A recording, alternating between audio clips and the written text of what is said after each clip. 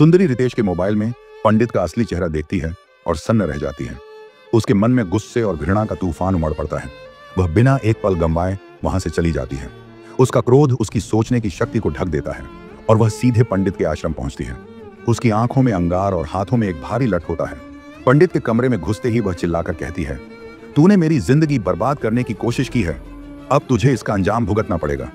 सुंदरी का गुस्सा लठ के बार में बदल जाता है और वह पंडित पर बिना रुके लठ बरसाती है। पंडित का चेहरा डर और दर्द से लाल हो जाता है और वह चीखता चिल्लाता है, पर सुंदरी के गुस्से के आगे उसकी चीखें दब जाती हैं।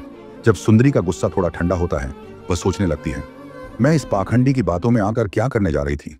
मैं कैसे भूल गई कि एक औरत के लिए उसका पति ही सब कुछ होता है। उसकी आंखें गीली हो जाती हैं और वह वहां से अपने घर लौट आती है। घर पहुंचते ही वह देखती है कि वहां लोगों की भारी भीड़ लगी हुई है। सुंदरी की धड़कन तेज हो जाती है। पड़ोसन बताती है, राजू ने आत्महत्या कर ली। जॉब न मिलने की वजह से वह बहुत परेशान था। यह सुनकर सुंदरी के पैरों तले जमीन खिसक जाती है। उसकी आंखें सूनी हो जाती हैं और वह भीड़ में खोए हुए सी वहां से निकल जाती है। अपने पिता के घर पहुंचने के बाद वह फूट फूट कर रोने लगती है। उसके पिता उसे डांटते हुए कहते हैं, तुझे उसके दर्द का ख्याल रखना चाहिए था। सुंदरी अपराध बोझ से टूट जाती है और बोल पड़ती है, पिताजी, मैंने ही उसे मारा है।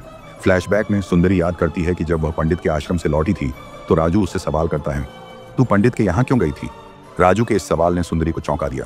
वो पूछती है, तुम्हें कैसे पता। राजू घबरा गया और झूठ बोलने लगा, तू गांव की लड़की है और कहां जा सकती है। सुंदरी को एहसास होता है कि राजू ने उसे पंडित के पास जाने के लिए उकसाया था।